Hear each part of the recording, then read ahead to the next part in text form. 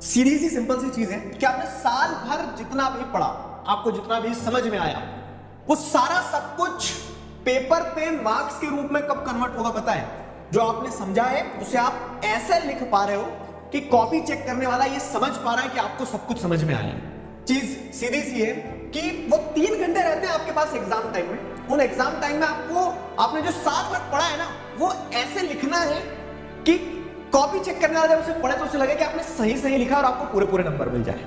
तो इस सेंस में आंसर राइटिंग बहुत इंपॉर्टेंट है। आंसर राइटिंग कह सकते हैं कि पूरी प्रैक्टिस जो आपने करी है उसका परफॉर्मेंस होती है, उस पूरी प्रैक्टिस का परफॉर्मेंस होती है आंसर राइटिंग।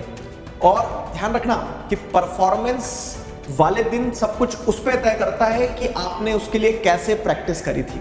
तो यहीं से हमारा अगला पहलू भी इस टॉपिक पे निकल के आता है कि आंसर राइटिंग को लेकर ना बहुत सारी गलत धारणाएं हैं, मिथ्स हैं बहुत सारे, उन पे बात करते हैं। सबसे पहली चीज तो एक व्यक्ति क्या सोचता है कि आंसर राइटिंग ऐसी चीज है, आती है तो आती है, नहीं आती है तो नहीं आती है। सर हम तो बचपन से ही हमारी लैंग्वेज पे कमांड नहीं है तो हम तो आंसर अच्छा लिख नहीं पाते तो हमें नंबर कट नहीं है। हमारी राइटिंग खराब है तो हम अच्छा आंसर कैसे लिख सकते हैं? तो तरह के क्या रहते हैं, थॉट रहते हैं जो हम प्रीसेट करके बैठ चुके दिमाग में कि भाई साहब ये है तो आंसर लिखते, नहीं आ रहा है तो नहीं आ रहा है।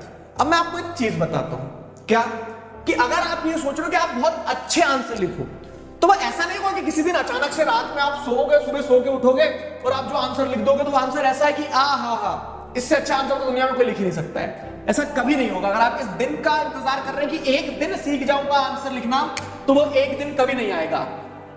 आज से वो पहला दिन होगा जिस दिन से आप अगर काम करना शुरू करेंगे तो आप बहुत अच्छा आंसर लिखना सीख जाएंगे।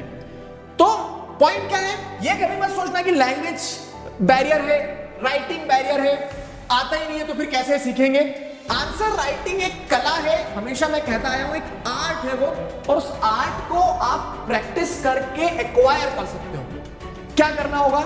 आंसर राइटिंग के लिए आपको गंदे आंसर लिखना शुरू होगा। जी हाँ, यहाँ पे कोई कह सकते हैं ना एरर नहीं है, मैं खुद ये बोल रहा हूं कि आपको आंसर गंदे लिखना होगा। क्यों? क्योंकि जब तक आप अपने सबसे गंदे आंसर नहीं लिखोगे आप कंपेयर नहीं कर पाओगे कि अच्छे आंसर क्या है। तो लिखना शुरू करो, जैसी भी स्थिति हो उस स्थिति में लिखना शुरू करो। जो समझ में आ रहा है, टूटी फूटी इंग्लिश, हिंदी, जिसमें लिख पा रहे हो उसमें लिखो। क्यों? क्योंकि आप जो थॉट है उसको पेन के थ्रू चैनलाइज करना तो शुरू करो। गंदे आंसर लिखोगे, बहुत गंदे आंसर लिखो, एक बार लिखो 10 बार लिखो, और वो गंदे आंसर लिखते लिखते कब इंप्रूव हो जाओगे आपको समझ नहीं आएगा, आपके आंसर में इंप्रूवमेंट्स आएगा। 10 दिन पहले वो आंसर लिखा था उसको आज से कंपेयर करोगे तो आपको समझ में आएगा क्या कि इंप्रूवमेंट है। वो एक प्रोसेस है, उस प्रोसेस में सबसे पहले आना होगा। तो अब पॉइंट वही आता है कि शुरू कहां से करें। वो जो हैक की बात कर रहा हूं वो भी बताऊंगा आपको। तो आंसर लिखना शुरू कहां से करें? तो देखो क्या होता है कि आपके एनसीईआरटी में पीछे क्वेश्चन दिए, अब आपने चैप्टर पूरा पढ़ लिया, समझ लिया, तो उन क्वेश्चंस को उठाओ, उन क्वेश्चंस का जब आपने जो समझा है ना उसको अपने मन से लिखने की कोशिश करो। हर थ्योरी सब्जेक्ट में ये केस है। आप बायोलॉजी पढ़ रहे हैं, हिंदी, इंग्लिश, सोशल साइंस, किसी भी क्लास में हो, 6, 7, 8, 9, 10 किसी भी क्लास में हो, तो आंसर कहां से लिखना शुरू करें? तो जहां आपको क्वेश्चन मिल रहा है। आंसर तो आपको खुद से लिखना है ना, आपको तो सवाल उठाना है। तो आपके एनसीईआरटी की किताब के पीछे बहुत सारे सवाल मिल जाएंगे। एक कसम खाना है आपको, क्या कि दिन में एक आंसर डेली लिखना है। वो एक नियम होना चाहिए। क्यों? क्योंकि मैंने क्या बताया है कि वो ऐसा नहीं है कि आप रात में सोओगे अगले दिन सुबह उठते से आप बहुत अच्छा आंसर लिख दोगे। वो आपको बार बार लिख के प्रैक्टिस करना होगा, तब वो एक हैबिट बनेगी। तब आपको इंप्रूवमेंट समझ आएगा कि 1 महीने से जब लिख रहे थे तो 31वें दिन आपको समझ में आएगा कि यार जो पहले दिन लिखा था और 31वें दिन लिखा है उसमें डिफरेंस है। फाइन। तो आंसर राइटिंग के लिए ये करना शुरू करो कि क्वेश्चंस उठाओ, क्वेश्चंस, क्योंकि पढ़ लिया आपने, वीडियो से समझ लिया है, लेकिन जब तक आप लिखोगे नहीं फंसोगे हमेशा। और होता है कि समझ सब कुछ आ गया सर, लेकिन एग्जाम डे वाले दिन क्योंकि प्रैक्टिस नहीं होती तो फंस जाते हैं। अब वो चीज जिसका आप इंतजार कर रहे हो कि वो आप हैक की बात कर रहे हो, वो हैक क्या है? तो देखो बहुत अच्छे से समझना इस चीज को। Follow this hack to master answer writing. मैं अब आपको एक सिंपल एक्सरसाइज बताने वाला हूं, वो करना है और आप आंसर लिखना सीख जाओगे। कैसे? देखो बहुत सारे बैरियर्स होते हैं। किसी को समस्या होती है लैंग्वेज के साथ कि सर लैंग्वेज नहीं बन रही हमारी, मतलब इंग्लिश में हार्ड टाइट है, वो सारी चीजें मैं मान रहा हूं। किसी को दिक्कत होती है राइटिंग के साथ में, क्या कि राइटिंग इतनी गंदी है सर कि टीचर कॉपी देख के डर जाता है और फिर हम उसके पास जाते हैं तो हमें अलग पिटाई लगा देता है कि क्या लिखे, कीड़े मकोड़े बना दिए। तो राइटिंग का समाधान ये है कि आपको जरूरी नहीं कि आपको एकदम ऐसा लिखना है कि वो कितना सुंदर लिख दिया, आपको साफ रखना है बस, बहुत ज्यादा कटपट ना हो, ये चीज ध्यान रखना। स्पेस प्रॉपर रखना, एक के ऊपर एक लेटर को मत चढ़ाना।